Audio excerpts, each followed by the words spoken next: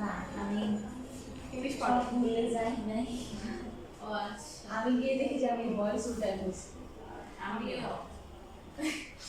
না আসলে আমি ফার্স্ট পেপারে বয়সও আছে আমাদের আমাদের এক্সপেক্ট করে না তো আমাদের ফার্স্ট পেপার সেকেন্ড পেপারে আমাদের শুধু ফার্স্ট পেপার কিন্তু ওরা সম্পূর্ণ ডিসকাশন করছিলাম আমরা আমি ওদের কি ডিসকাশন করছিলাম ওদের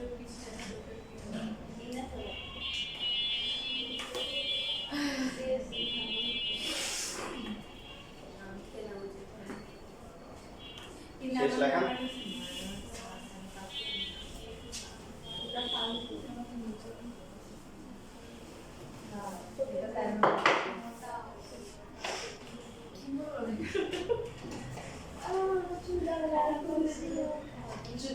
দেখো এবার আমরা যেটা করব সেটা হচ্ছে হলো তোমাদের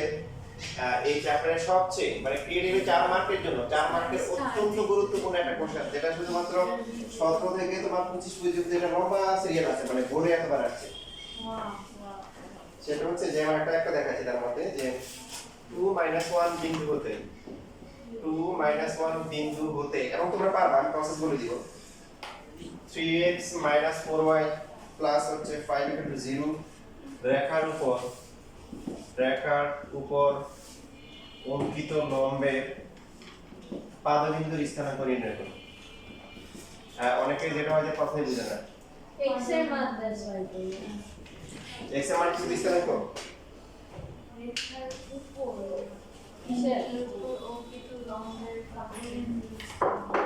দেখো এই চ্যাপ্টারের ব্লক ভাষা মানে খুবই সহজ এবং চমৎকার 4 মার্কের জন্য বুঝে কথা বুঝছো মানে আমরা একটা বিন্দু আছে এখানে আরেকটা কি আছে রেখা আছে এর উপর লম্ব অঙ্কন করে হ্যাঁ হ্যাঁ যে বিন্দু রেখাটা দেওয়া আছে রেখাটা হচ্ছে কি 3x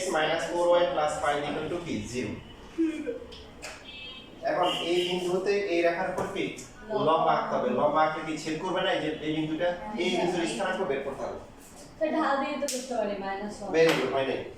তারপর হচ্ছে তোমাদের বুঝলাম যে স্থানাঙ্ক বের করার কয়টা প্রসেস হ্যাঁ দুইটা প্রসেস বলে গেছে স্থানাঙ্ক বের করার দুইটা প্রসেস একটা হচ্ছে যে যদি মধ্যবিন্দু হয় বা অনুপাত দেওয়া থাকে তখন স্থানাঙ্ক বের করা যায় এটা একটা প্রসেস আর দ্বিতীয় প্রসেস হচ্ছে কি সমীকরণ সমাধান করা কি করা সমীকরণ সমাধান করা তো যেহেতু কোনো অনুপাত দেওয়া নাই বা লম্ব আঁকলে যে মধ্যবিন্দু কিভাবে হবে একটা রেখা তো অসীম রেখা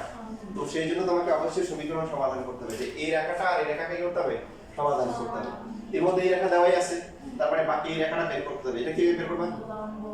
লম্ব রেখা এবং বিন্দু দেওয়া আছে দেখো তোমার এই যে এখানে বিন্দু দেওয়া আছে এই রেখার লম্ব রেখার সমীকরণ কি বলো কত হবে 4x + 3y k = 0 k বের করার জন্য কি দেওয়া আছে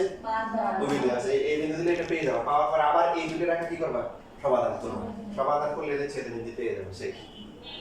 এখন দেখো এখন তোমরা যে বলতেছো অ্যাডমিশন বা এক্সট্রা কারিকুলাম দেয় কি দেয় ও যে এবং এখান থেকে এই বিন্দু থেকে এই বিন্দু এই রেখার লম্ব দূরত্ব বের করো তুমি যদি এই বিন্দুর স্থানাঙ্ক জানো দূরত্ব বের করলে তো এই বিন্দু থেকে রেখার লম্ব দূরত্ব বের হবে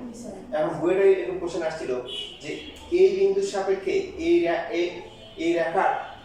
প্রতিবিন্দুর স্থানাঙ্ক বের করো বা মানে এই রেখার সাহায্যে 2 1 বিন্দুর হচ্ছে প্রতিবিন্দুর স্থানাঙ্ক বের করো 4x 3x 4y 5 0 রেখার সাপেক্ষে 2 1 বিন্দুর কি প্রতিবিন্দুর স্থানাঙ্ক বের করো দেখো এখন তুমি যদি আর এটা তো এই না যে মানে x অক্ষ y অক্ষ না যে এখানে হচ্ছে 2, 3 তাহলে এটা সমান হবে এইদিকে কত হবে 2 থাকবে এইদিকে -3 এটা আলাদা এটা তো যে কোনো রেখা মানে আঁকা বাঁকা করে একটা রেখা গেছে তো এখানে প্রসেসটা কি হবে দেখো প্রতিবিন্দুর বৈশিষ্ট্য কি সেটা হচ্ছে দর্পণকে কি করে সমানভাবে ছেদ করে নাম্বার 1 এবং এখান থেকে এই রেখা যে লম্ব দূরত্ব এখান থেকে এটা দূরত্ব কি হয় সমান হয় মনে করো এটাকে তুমি হচ্ছে যে ধরলা যে x1 y1 ধরলা কি ধরলা x1 y1 দেখে জাস্ট এক্সট্রা একটু কাজ করতে হবে তুমি আগের মতো প্রথমে এই রেখার লম্ব রেখা সমীকরণ লিখবা বিন্দুটা বসাই দিবা বসাই দিলে কি পেয়ে যাবা সমীকরণ পুরোটা পেয়ে গেলা তারপর এই দুটো সমাধান করে কি পেলা ছেদবিন্দু পেয়ে গেলাম তারপর এটাকে a ধরলা এটাকে b ধরলা এটাকে মনে করো c ধরলা এখন এটা জানো তাহলে মধ্যবিন্দু দিয়ে x1 y1 বের করতে পারো না এই এইটুকু শুধু এক্সট্রা আচ্ছা করো এটা করো তাহলে আজকে শেষ এবং তোমরা যারা ফ্রি আছো বাসা থেকে এটা বেরগুলো বাসায় করে ফেলবে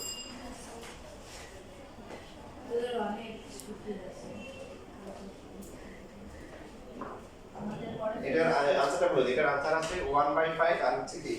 7/5 7/5 এটাই যদি আমি হচ্ছে বলি যে এটার মতো করে অনেক প্রশ্ন আসছে, তার মধ্যে যশোর বোর্ড 23 সালে আসছে, এরপর হচ্ছে চিটাং বোর্ড 21 এ আসছে, এটা হচ্ছে সিলেট বোর্ড 22 এ আসছে, তারপরে Barishal board 21, Barishal board 21, Jashore board 21, Dhaka board 21, তারপরে ডিজি বোর্ড 21। ঠিক আছে, এরপরে সিলেট বোর্ড 21 আসছে।